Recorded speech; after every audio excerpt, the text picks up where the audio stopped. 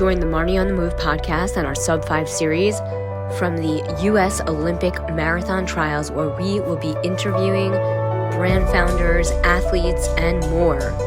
Get ready for an action-packed series of conversations.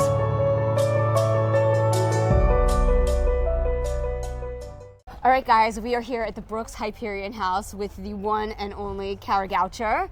Kara, thanks for hopping on the Marnie on the Move podcast. Thank you. Thanks for having me. Awesome. So talk to me a little bit about what you're most excited about being here in Orlando for the U.S. Olympic Marathon Trials. You know, I miss racing, but I love watching it. So I'm just super excited to see the races, and I'm super excited to get to help call them and to tell the athlete stories. Like, I'm really just excited about everything, honestly, but obviously the race. And now, what about your new partnership with Brooks? I mean, that's pretty exciting. Yeah.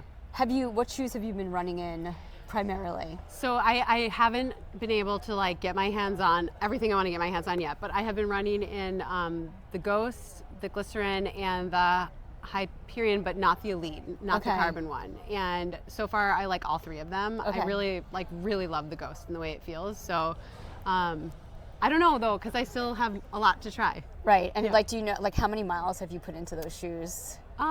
So I have 3 pair, and I've probably run, I don't run like I used to, so I've probably run 100 miles total between the 3 pair. Yeah, for anyone who doesn't know who Kara Goucher is. I used to run a lot. I don't run as much anymore. She just did some fast races. Back in the day. Like an Olympian, but anyway. Do you miss it? Yeah, I definitely miss it. And that's why I love my job now, being able to call the races for NBC, because I miss racing. Yeah. I don't necessarily miss all the training it takes to be at their level. Right. But I do miss racing. Yeah. Because what was the weekly mileage up in the hundreds at some points? I felt really good at 120. I did get up to 135. I experimented one year with 135, but I don't do that anymore. What are you doing now?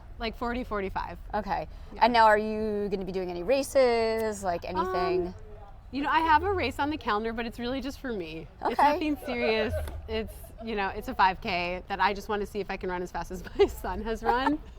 Wait, how old is your son? He's 13. Okay. And so he ran a 5K in the fall, and then he got so much better that I know he could demolish that time. But currently, that is still his PR, so I'm trying to beat that before he beats it again. That's amazing. Yeah. That must be fun to have. You're a family of runners. Your husband is a famous runner as well. Well, we're all chasing his PR. Okay. Yeah.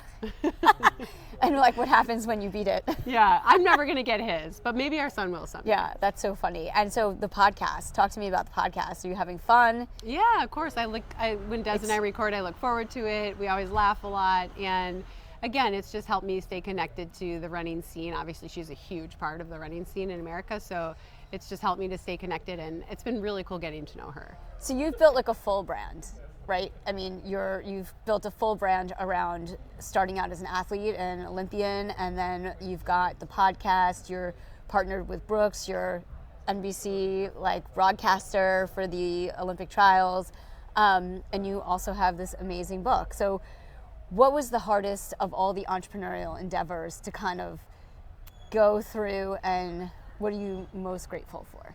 Yeah, I just kind of feel like I've been lucky to have opportunities, and I've taken those opportunities. I think writing my book was probably the hardest thing, just because I was reliving a lot of stuff that was hard to talk about. Yeah. I've been open that writing the book put me in therapy. So, but in the end, that was good. It was stuff I needed to deal with, but that's definitely been the hardest thing. But I don't really consider myself an entrepreneur. I consider myself a person who takes has been lucky with opportunity and takes it. So you're an entrepreneur. Okay, whatever. I guess so. I'm really not business oriented at all. My husband would die hearing me talk about anything business oriented. I just like to do what I love. Yeah, and running and all things running. Yeah, all things running. Yeah. This has been awesome. Maybe just tell me a little bit about your book and what inspired you to write it. And yeah. So my book it's just basically, it's an autobiography, but it focuses a lot on the time I spent at the Nike Oregon Project in Portland, Oregon. And the reason I wanted to write it was because people would write about my experience there without ever talking to me. Right. And the narrative was one way in the public, and I just felt like I wanted to take ownership of my own experience. Yeah. And so the book started out a little bit with honestly selfish intentions of just like, I want to set the record straight. Yeah. But it was almost a 4-year process, and it took me through a lot, and it helped me heal a lot. And at the end of the day, it became something that's helping other people. So I'm really proud of it. Yeah, that's awesome. Thank you. You.